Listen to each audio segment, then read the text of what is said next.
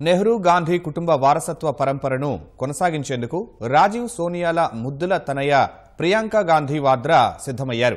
సార్వత్రిక ఎన్నికల్లో హస్తిన పీఠాన్ని నిర్ణయించే ఉత్తరప్రదేశ్లో కాంగ్రెస్ శ్రేణులకు నూతనోత్తేజం అందించేందుకు ప్రజా జీవితంలో అడుగుపెట్టారు.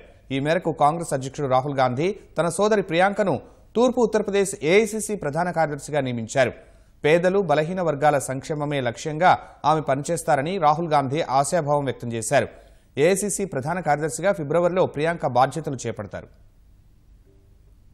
లోక్సభ ఎన్నికలకు మరో 4 నెలలు మాత్రమే మిగిలి ఉన్న వేళ కాంగ్రెస్ పార్టీలో కీలక పరిణామం చోటు చేసుకుంది. జవహర్లాల్ నెహ్రూ కుటుంబం నుంచి మరో నేత రాజకీయాల్లోకి అడుగుపెట్టారు. కాంగ్రెస్ అగ్రనేత సోనియా కుమార్తె ప్రియాంక గాంధీ రాజకీయ ప్రవేశం చేశారు. ప్రియాంకను ఉత్తరప్రదేశ్ తూర్పు ప్రాంత ప్రధాన కార్యదర్శిగా కాంగ్రెస్ నియమించింది. ఫిబ్రవరి మొదటి వారంలో ఆమె బాధ్యతలు స్వీకరించనున్నారు. ఈ మేరకు ఏఐసీసీ ఓ ప్రకటన విడుదల చేసింది. ఒకప్పుడు కాంగ్రెస్ కు పెట్టని కోటగా ఉండి ప్రస్తుతం ప్రభ మసకబారిన ఉత్తరప్రదేశ్లో పార్టీ బలోపేతమే లక్ష్యంగా ప్రియాంకకు ఈ కీలక బాధ్యతలు అప్పగించారు. సుదీర్ఘకాలంగా పార్టీ శ్రేణులు డిమాండ్ చేస్తున్నట్లుగా ప్రియాంకను రాజకీయాల్లోకి తీసుకురావడం ద్వారా దేశవ్యాప్తంగా కార్యకర్తల్లో ఉత్తేజం నింపడం సహా తమను ఒంటరిని చేసి యూపీలో ఎస్పీ బీఎస్పీ పొత్తు కుదుర్చుకున్న నేపథ్యంలో ఆ రాష్ట్రంలో ఆమె రాకతో పార్టీకి మేలు జరుగుతుందని కాంగ్రెస్ నాయకత్వం ఆశిస్తోంది. యూపీలో భాజపాకు ప్రధాన ప్రచారకర్తగా ఉన్న ముఖ్యమంత్రి యోగి ఆదిత్యనాథ్ సహా ప్రధాని నరేంద్ర మోదీలకు యువనేతగా ప్రియాంక ధీటుగా నిలవగలరని భావిస్తోంది.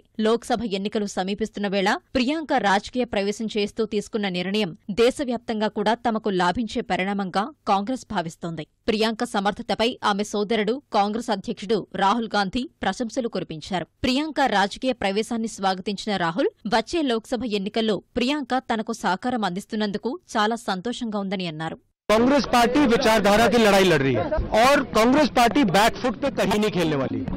कांग्रेस पार्टी फ्रंट फुट पे खेलेगी और चाहे प्रियंका हो चाहे ज्योतिरादित्य हो, कांग्रेस पार्टी के बहुत पावरफुल नेता हैं, लीडर्स हैं और इन दोनों युवा नेताओं से हम उत्तर प्रदेश की राजनीति को बदलना चाहते हैं। प्रियंका को और ज्योतिरादित्य को मैंने उत्तर प्रदेश 2 महीने के लिए नहीं भेजा है। मैंने प्रियंका को और ज्योतिरादित्य को मिशन दिया है कि उत्तर प्रदेश में कांग्रेस पार्टी की जो सच्ची विचारधारा है, गरीबों की विचारधारा, कमजोर लोगों की विचारधारा, सबको लेकर आगे बढ़ने की विकास की विचारधारा, उसके लिए लड़ना है।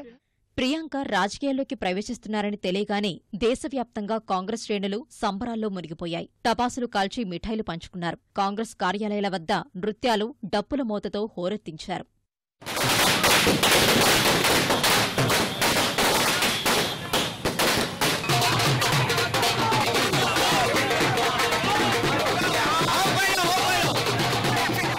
ప్రియాంకను రాజకీయాల్లోకి తీసుకురావడం సహా కాంగ్రెస్ పార్టీ బలోపేతమే లక్ష్యంగా ఆ పార్టీ అధిష్టానం మరికొన్ని నిర్ణయాలు తీసుకుంది. ఇటీవల మధ్యప్రదేశ్ శాసనసభ ఎన్నికల్లో కాంగ్రెస్ విజయంలో కీలక పాత్ర పోషించిన యువనేత జ్యోతిరాదిత్య సింధియాను యూపీ పశ్చిమ ఉత్తరప్రదేశ్ ప్రధాన కార్యదర్శిగా నియమించారు.